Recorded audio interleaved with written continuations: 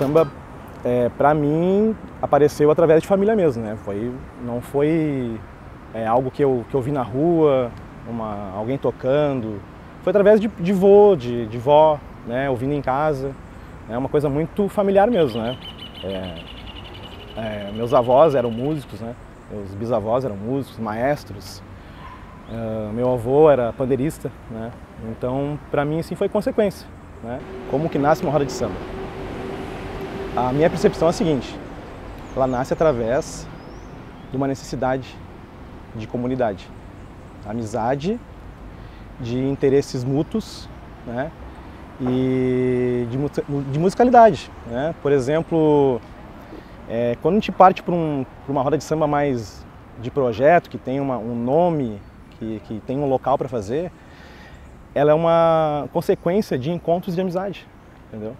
O Brasilidades, ele surge em 2009, né? Ele surge a partir do Central do Samba, então eu fazia parte do Central, com outras pessoas a gente saiu e fundou o Brasilidades, com o mesmo objetivo de dar acesso à cultura popular. Então a ideia era fazer rodas de samba na rua, com entrada gratuita, em locais centrais da cidade, justamente para as pessoas poderem vir de qualquer lugar, tropeçar na roda, conhecer um repertório que não era tão comum nas rádios, na TV, né, que são esses sambas da década de 30, 40, 50 e 60, né.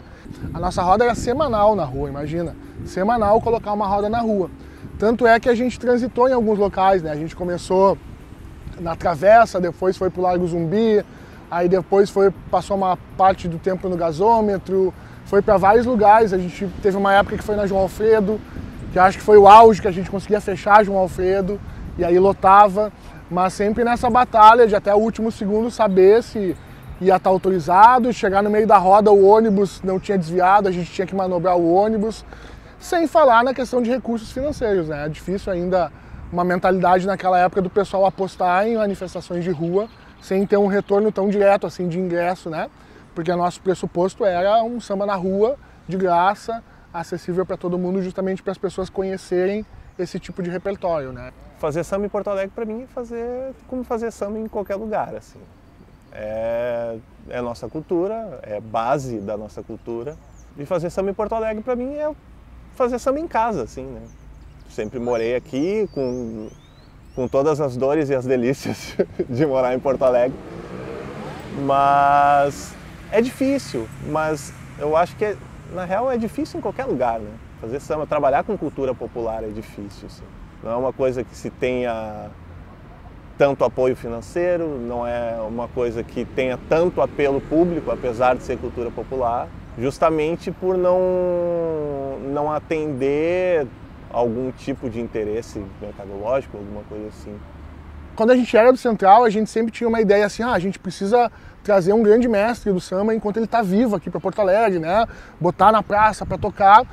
Acabamos não conseguindo, e no primeiro ano de Brasilidades a gente conseguiu. Em 2009 a gente trouxe o Guaraci da Portela e o Monarco da Portela para fazer um samba lá no Gasômetro de graça, assim, foi uma coisa surreal. Até hoje a gente não sabe como que a gente conseguiu. E um exemplo clássico é que a gente teve que conseguir cada coisa com um parceiro, assim, o poder público, para não te mentir, nos deu as latas de lixo, sabe? E eu me lembro direitinho, a festa era num domingo, até sexta-feira de noite a gente não tinha as lonas de proteção, essas lonas 10 por 10 para proteger todo evento, a previsão era de chuva. E aí um participante do coletivo, do nada, ele estava na aula da faculdade, virou pro lado e comentou, e o colega dele disse assim, eu tenho uma empresa de lona, eu te consigo de graça, 2, e aí a gente, sabe, uma coisa surreal, tamanha era a dificuldade de conseguir esse apoio. Então a gente foi até 24 horas antes conseguindo juntar daqui. Naquele dia o equipamento de som a gente chamava de Frankenstein, porque era uma caixa de som do fulano, a mesa do fulano, e ele só foi ligar 30 minutos antes do Monarco chegar, literalmente. Eu sei que eu sou só um instrumento, tá? E teve um momento onde eu me levei muito mais a sério do que eu me levo hoje, assim. Até por um desconhecimento completo do que eu estava fazendo, assim, né? E trabalhar, tentar resgatar, não que precise de um resgate, porque é uma coisa que, se eu não estiver aqui amanhã, vai continuar da mesma forma, não vai fazer diferença nenhuma. Mas de exaltar essa cultura, exaltar a cultura negra é exaltar a cultura brasileira. Não existe cultura brasileira sem cultura negra. Eu participei do Brasilidades, participei do Central do Samba, participei do Encruzilhada do Samba e participei e fundei o Projeto Resgate. E todos esses projetos fizeram suas rodas na Cidade Baixa, né? Nesse local aqui, que tem um histórico, né, de ancestralidade negra, né? E a gente ouvia muito, pelo menos eu, né, ouvia muito da minha avó, né? Eu morava no Bonfim, eu morava na Sebastião Leão, o teu avô morava aqui na rua tal, aqui atrás do Tesourinha. Então, e a gente via que era uma zona boêmia, né? Uma zona que sempre teve uma zona que sempre teve historicamente música, né? Sempre respirou música. E de uns tempos para cá, a gente via uma dificuldade de se encontrar, né?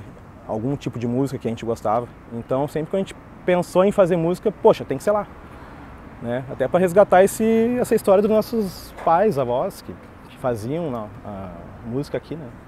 Então, acho que a história nos chama para cá, né?